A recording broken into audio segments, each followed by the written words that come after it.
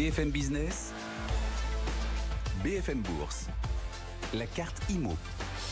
Ouais, parce que tout est lié, cette évolution des taux obligataires pourrait-elle pousser à la hausse aussi les taux de crédit immobilier? Si vous avez un projet dans l'immobilier, est-ce que vous devez vous dépêcher dans la mesure où les taux auxquels vous empruntez pourraient repartir à la hausse dans le sillage des signaux qu'envoie le marché obligataire? On va essayer de répondre à cette question avec Ludovic Usieux, directeur associé chez Artemis Courtage. Bonjour Ludovic. Bonjour Guillaume. D'abord, on en est où là? On est au tout début du mois de mars. Quelle première tendance sur les taux pour ceux qui souhaitent emprunter? Alors les taux sont toujours bon marché, on emprunte toujours en 2021 à taux fixe en France. On est aux alentours en taux moyen 15 sur 25 ans, un peu moins de 1 sur 20 ans et aux alentours de 0,80 sur 15 ans, qui sont des taux quasiment retour à mars 2020. On a fait retour vers le futur d'une année et on se retrouve maintenant avec des taux qui sont peu ou prou ceux qu'on observait avant le premier confinement. Vous allez nous dire comment tout ça pourrait évoluer, mais ces taux très bas, on imagine que ça soutient toujours et encore la demande des emprunteurs. La demande est forte là, vous voyez beaucoup de candidats à l'acquisition et à l'emprunt? Beaucoup de projets, beaucoup de calculs d'enveloppe, de simulation, de cotation, un appétit qui ne se dément pas. L'année 2020 a finalement été bonne en termes de transactions et en termes de production de crédit. Et ce début d'année est marqué par une demande forte, soutenue par des taux bas, c'est évident. Les profils, du coup, s'élargissent. On voit des profils, pas forcément que premium, peu à peu entrer dans le tuyau de l'emprunt, ou est-ce que les banques restent extrêmement restrictives? Comment est-ce que vous voyez les choses évoluer sur ce front? Parce que les taux sont bas, encore faut-il pouvoir y accéder. Est-ce que les banques sont en train d'assouplir les conditions d'octroi de crédit désormais? On avait observé effectivement en 2020 une exclusion de certains profils, particulièrement des primo-accédants qui par définition sont ceux qui ont la capacité d'emprunt la plus faible, qui avaient été exclus de certains projets et de certains emprunts par le truchement des recommandations du HCSF. On observe le Haut Comité pour la stabilité financière, voilà. Absolument.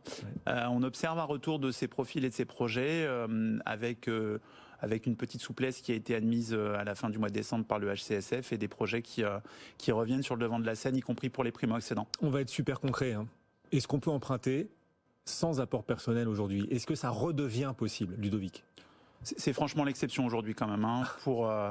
Pour préparer son dossier de crédit, le plus simple pour ne pas aller au devant de mauvaises surprises, c'est quand même de rassembler au minimum les frais annexes que représentent les frais de notaire, les frais d'agence IMO, les frais de garantie, les éventuels frais de dossier bancaire ou frais de courtage, d'avoir ces montants-là en apport.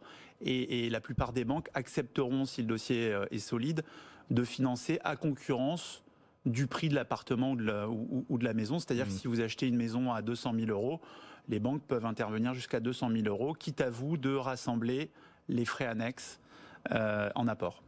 Comment on fait d'ailleurs pour se constituer un apport personnel quand on part de zéro, ou pour augmenter son apport personnel? Il y a des trucs, des astuces qu'on peut apporter à ceux qui nous écoutent, qui nous regardent, auxquels ils n'auraient pas forcément pensé comme ça? Pour ceux qui en ont un peu plus que ce qui est demandé, c'est effectivement de piocher dans l'épargne de précaution, et c'est ce qui est demandé par les banques et par les courtiers, d'aller éventuellement chercher les quelques milliers d'euros qu'il manque pour faire passer le dossier, et d'accepter de se démunir de 5, 6, 10 000 euros quand c'est possible. Faire jouer le jeu des donations au maximum. J'ai lu que le gouvernement planchait sur un projet de facilitation et de baisse des taux pour les donations. Pour les transmissions entre générations, en effet. Absolument, ouais. Et c'est donc essayer de convaincre vos parents, vos grands-parents de vous transmettre peut-être directement. Ouais. Directement et par avance, pour pouvoir arriver avec un peu d'apport, ou en tout cas les frais en apport au moment du premier achat immobilier. Oui, il y a des outils pour ça, la transmission intergénérationnelle notamment, qui permet comme ça de sauter une génération pour que les grands-parents transmettent directement aux petits-enfants, par exemple, qui à 20, 25, 30 ans peuvent avoir peut-être plus besoin de l'argent des grands-parents que les parents qui arrivent à la retraite et qui se sont déjà constitués le patrimoine. Avec ce qui se passe sur le marché obligataire, est-ce qu'on doit la craindre, la remontée des taux? Est-ce que ces hausses de taux obligataires qu'on observe depuis des semaines vont pousser à la hausse aussi les taux de crédit immobilier? En tout cas, nous, on l'anticipe, probablement dans des proportions qui seront mesurées, mais on anticipe dans les prochaines semaines des hausses dans certaines banques qui vont se situer probablement entre 0,10 et 0,20 à la hausse. Et on a les premiers signes avant-coureurs de ça, c'est les banques qui nous contactent pour demander d'accélérer la prise de rendez-vous de nos clients dans les banques ou la remise de certains documents manquants, la signature de certains documents nécessaires à l'édition des offres de prêt et des assurances, parce qu'elles nous garantissent de maintenir les taux sur une période relativement courte. Et on imagine que cet avertissement, c'est pour transmettre des barèmes de taux qui vont être légèrement corrigés à la hausse dans les prochaines semaines. À partir du printemps, peut-être, voilà, attention, 0,10 à 0,20% d'augmentation peut-être pour les barèmes. On va suivre ça. Tous ceux qui nous suivent aujourd'hui sont alertés et prévenus. Du coup, quelles sont vos recommandations pour ceux qui veulent emprunter pour leur résidence principale, pour du locatif? Est-ce qu'il y a des idées à mettre en avant aujourd'hui sur BFM Business?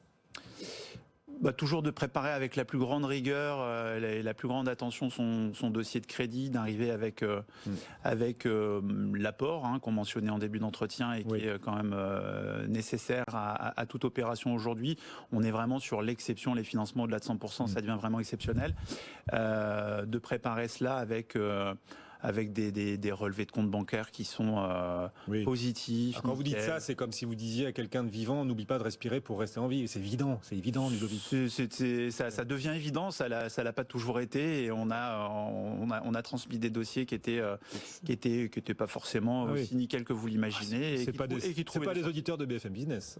Probablement pas, mais en tout cas, nous les clients auxquels on fait face tous les jours sont plus ou moins préparés et imaginent qu'on peut y penser la nuit, se réveiller un matin, aller dans une agence immobilière ou voir un bien sur Internet et le financer sans l'avoir préparé.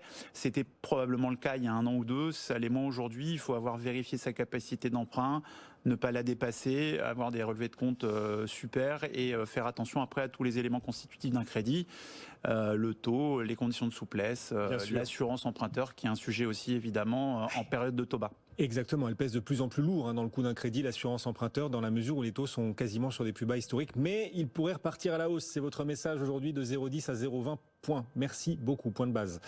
Ludovic Usieux, Artémis Courtage, à nos côtés aujourd'hui pour nous alerter sur ces tendances à venir, peut-être sur le marché de l'emprunt immobilier. À bientôt Ludovic. Bon, bientôt, Guillaume. Le CAC est toujours en progression, Wall Street va ouvrir dans un instant, on sera avec Sabrina